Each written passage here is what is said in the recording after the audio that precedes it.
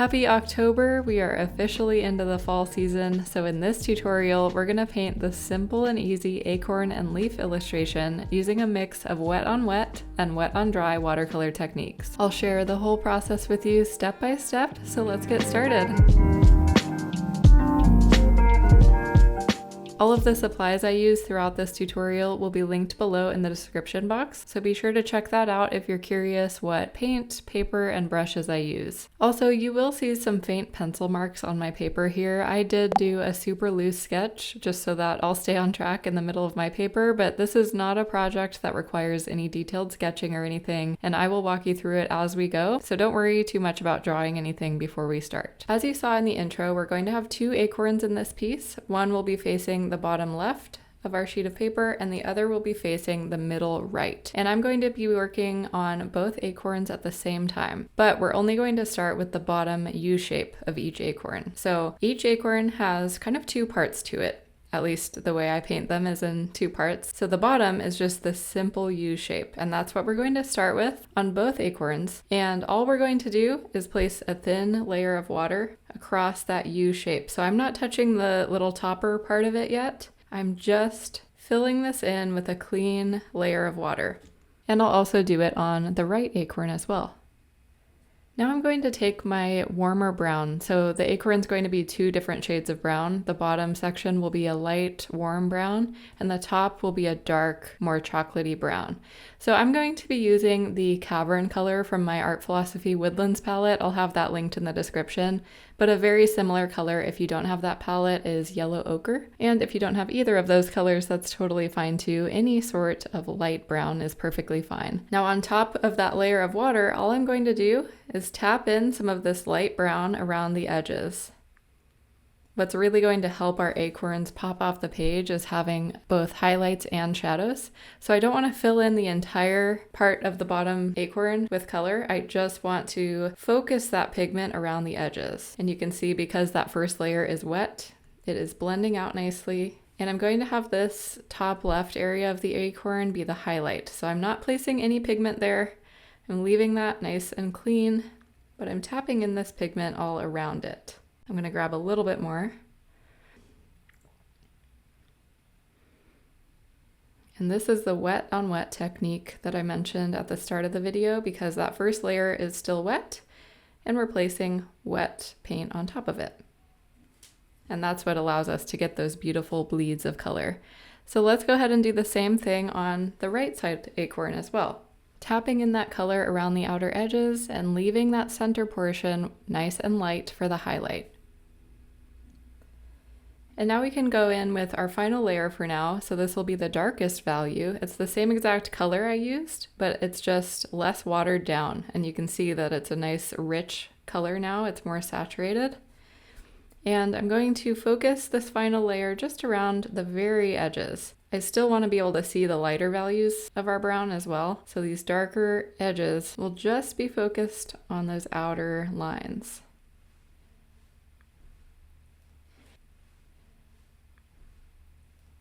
And these layers are staying nice and wet, which allows us to blend and bleed these colors nicely together. So I'm just softening things out using clean bristles. But as you see, I'm not touching this area here because that's what I want to remain the lightest for the highlight. So the very darkest shadows should be on the outer edges, the furthest out. And this is going to help our acorn look a little more 3D, a little more realistic, but still pretty loose. And let's do the same thing to the top acorn too. Gently adding in the color on those outer edges, rinsing off my brush and smoothing things out. And if you're familiar with my other tutorials, you probably know this already, but I like to just kind of go back and forth all the time between adding color in, rinsing off my brush, smoothing out the edges. I never usually like to have hard lines in my painting. That's just my personal style. So anytime I add more color like this, you'll always see me rinsing off my brush and then using clean bristles to just feather things out, smooth out everything, and make sure we have nice soft gradients and soft transitions. So let's go ahead and let this dry, and then we'll add the darker top part of each acorn.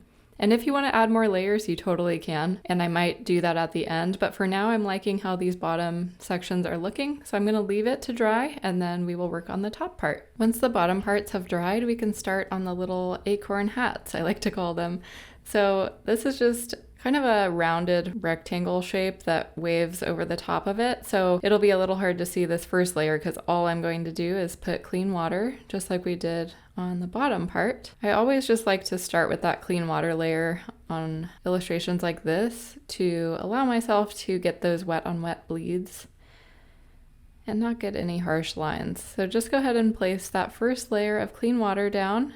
And then I'm going to be using the color called Bear from my palette. This is the Woodlands palette again, linked below, but a similar color is Raw Umber. It's just a very dark chocolatey brown. And then I'm going to take that color and start adding it in on top of that first layer. So you can see it kind of is wiggly on top of the lighter layer. It's not a perfectly straight line. It kind of has this texture. So I'm wiggling my brush and overlapping that first layer. That's why you want to make sure that first layer is totally dry. And I'm going to add this color in, making sure that I leave some area highlighted in the same general area that the highlight is on the bottom part. So my highlight's a little more to the left here. I'm going to keep that part lighter on the top as well. So wiggling my brush, tapping in this color, and then it's just almost like a mushroom cap on top. It just kind of curves smoothly. So I'll place in that color, rinse off my brush, and smooth it out. So when I smooth things out, I'm using clean bristles and then just softening any hard edges. While it's still wet, I'm going to go back in and deepen the outer edges even more, just like we did on the lighter brown area. So you'll get a lot of great practice with blending, layering, using the wet on wet technique, which is what we're doing here. So just tapping that in for now, and I'll do the same thing on the upper acorn as well. So starting a little bit lighter just so I can figure out where I want to place the shadows, and you can see that my first layer has already dried, so that paint is not bleeding out, which is fine. I'm just going to re-wet. So I wet my brush. I'm going to add a little bit more water down here so that I can get those bleeds of color. We will be doing some wet on dry later on to add some texture and details, but for now I really want to make use of the wet on wet technique. So I just added in some more water there, and then I'll do the same thing. So when I overlap the bottom section of the acorn, I'm wiggling my brush. See how it's curved here? And that's going to give it that really fun, cutesy look. And then I'm maintaining that lighter area in the same general space that I did on the bottom part.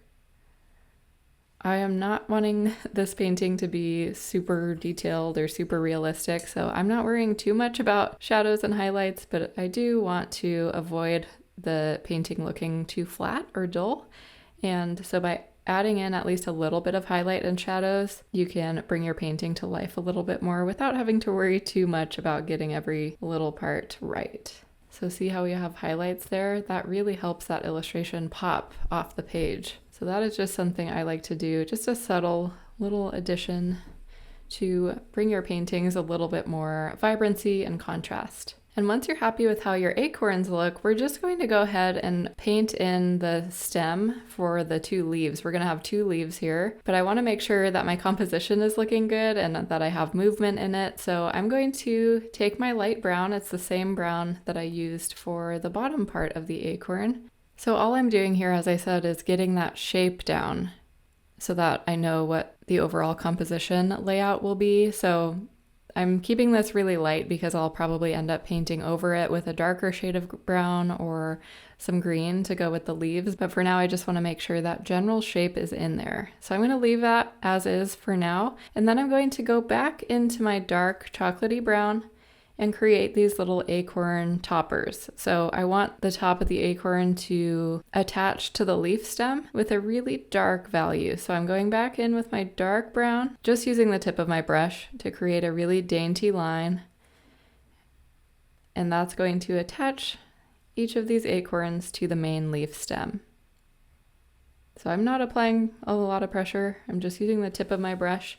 But that gives us a nice smooth connection between the dark topper of each of these acorns and then the dark stem that connects it to the leaves. And now we can start on the leaves, which is super fun. It is completely wet on wet, and we're just gonna throw some color down and let it bleed and bloom together. These types of oak leaves are really fun to paint because we don't have to make them perfect. And this is a great opportunity for you to experiment with different colors. I will show you which colors I'm using for mine, but any of these fall greens, yellows, reds will look beautiful. So don't worry too much about the exact colors you're using. So first, once again, I'm going to start by just placing down a clean layer of water. And the fun thing about these leaves is you just have to give them a very wavy, curvy outline. And leaves in real life look very different all the time. So you can just kind of play around with it as you go. But I'm going to do one leaf at a time. So you can see I'm curving my brush and just giving it a really wiggly shape. It's just kind of a blob right now.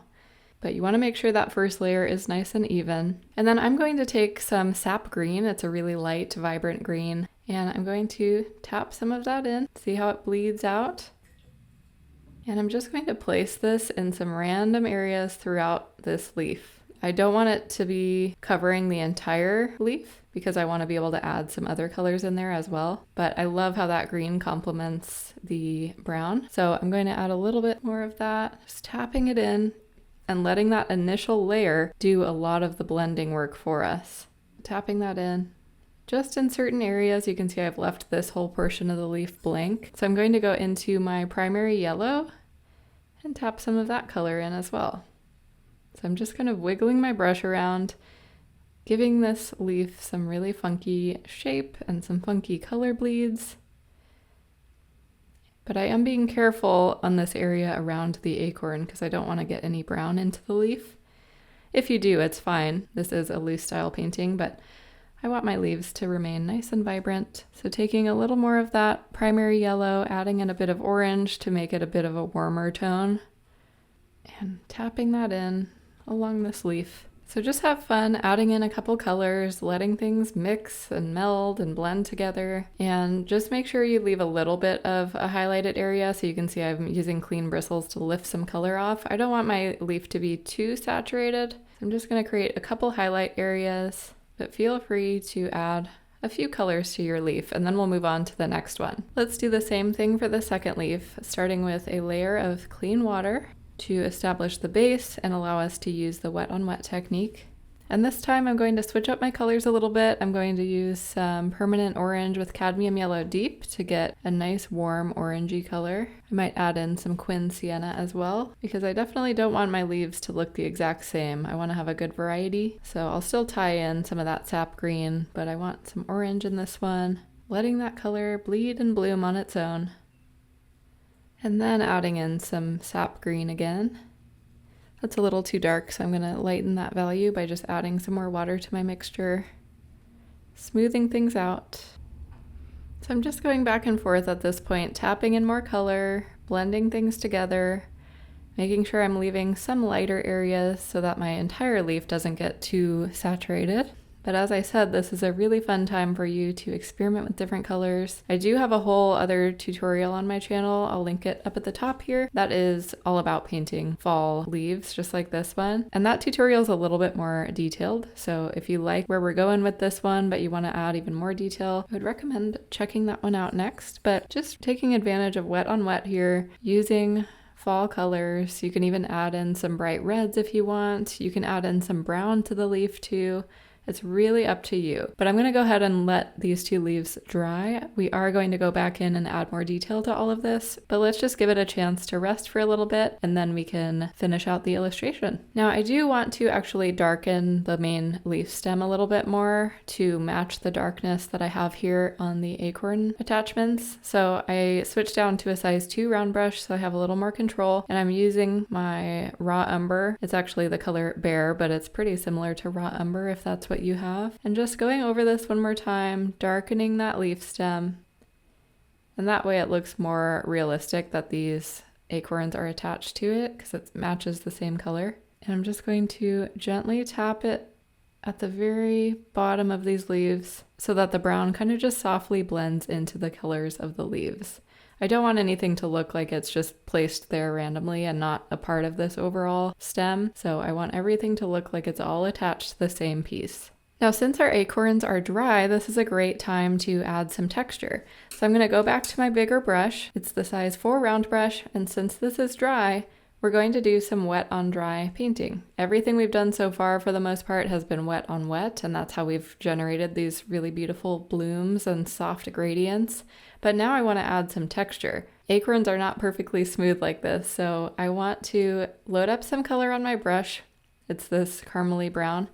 But I'm going to use a dry brush, and I'm going to use my fingers to kind of split my bristles, and we're going to do some dry brushing, which is a great way to get texture. And having your bristles spread out like this, and then just tapping it down onto your acorn, that's going to give it some really cool, streaky texture and just make it look a little bit more rough and textured like it would be in real life. So see how I'm just tapping it down? It's very subtle. It shouldn't be anything that looks majorly different, but I'm grabbing that color from my palette, not using any water. So my brush is super, super dry. And that way, when you tap it down, nothing is bleeding or blending. It's just scraping the surface of your paper and creating this really cool texture. And again, I don't want to do this over the entire acorn. I still want to use the same shadow areas as I did in those first layers, where the darker marks are on the outer edges, and then I maintain the very light highlight in the center. So if you don't like the look of this texture, you definitely don't have to do it. I just like the subtle little scrapey roughness that it adds. And I actually want to darken these shadows even more, so I'm going to add in a touch of my dark chocolatey brown and just add that on the very, very outer edges. So see how it just kind of brought it to life even more if you look between the two acorns? This one definitely looks a little bit more realistic just by having that texture on there. Let's do the same thing for the other one as well. Again, this is a totally optional step. If you don't want to add texture to it, you definitely don't have to. You can also have the texture going downwards. I believe actual acorns have a little bit of a downward vertical stripe to them, but I'm just adding that surface texture a little bit. So using that dry brushing technique, gently tapping it down, not going overboard, and making sure to focus those darker shadows just on the outer edges. I still want to keep that nice highlight there. And dry brushing can sometimes be a little tricky. If you have too much water on your brush, or any water at all really, it will just create the same effect like we did before, where you're not getting texture necessarily, you're just getting paint strokes. But if you don't have enough water, if your brush is completely dry, then you might not get any paint actually transferring onto the paper. So it's just a delicate balance, but I'm just scraping my brush. I'm not gliding it or pushing down too hard. It's just kind of grazing the surface to create a bit of that texture. One thing I want to mention though, when you're done doing your dry brushing, always remember to rinse off your brush and use your fingers to smooth out your brush again. Dry brushing is really hard on the bristles and can damage the brushes if you do it too often or if you don't form it back into shape. So don't forget to put it back into shape when you're done. And now I want to do the same thing on the darker part on top as well. So the dark parts of the acorns, the tops of them are very rough with almost like little bumpy texture on it. And I'm not going to do every little bump on there. If I was painting hyper realistic, then I would. But again, I'm just going to use that dry brushing technique so that we don't have a super smooth top. We're just kind of implying that we know that it's textured, but not worrying about putting every little detail in there. So just wiggling my brush and creating some organic marks on top. And the top of our acorn is already pretty dark, so a lot of this texture isn't even showing up all that well, but it's just this final step that I want to do to make these acorns look a little more lifelike. So adding it to the top one as well. So my brush is just making contact every which way. I'm changing the way I'm holding the brush. I'm changing the angle that it's tapping down, and that creates just a very organic, rough looking texture. Acorns are looking good, so now I want to do some final touches to our leaves as well. So I'm going back over it with clean water to re-wet everything, reactivate the paint, and I'm just going to do one final layer with a little bit darker value of each of these colors. So taking my sap green, tapping in a little bit more. I just want to match the vibrancy of the acorns. And right now our leaves are looking a little bit washed out because we did a second layer on the acorns. So I'm not going overboard. I'm only tapping in the color where I've already put it, but just bringing up the vibrancy a little bit more. So tapping in color, rinsing off my brush, helping it smooth out a little bit, and doing the same with the yellow.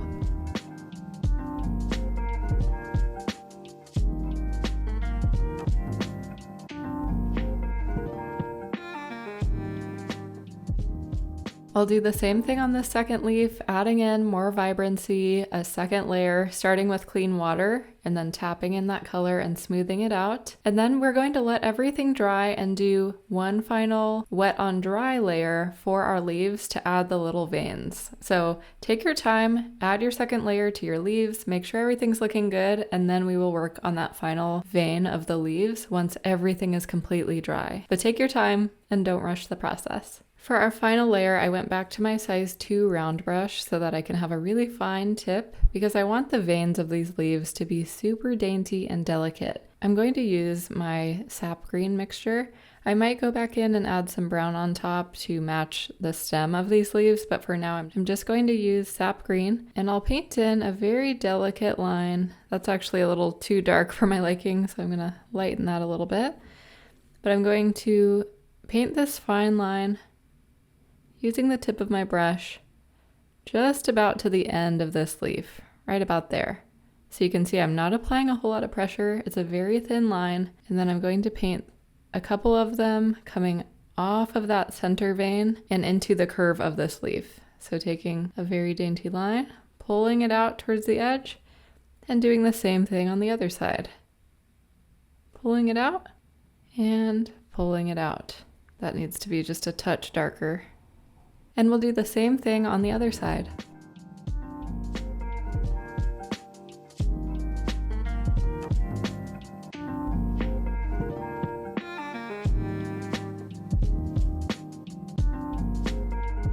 And that brings us to the end of this tutorial. I hope you enjoyed it and learned some new techniques. And if you want to keep the autumn paintings going, be sure to check out my holiday painting playlist right here on YouTube. I have a lot of fun tutorials for you there, and I will see you next time.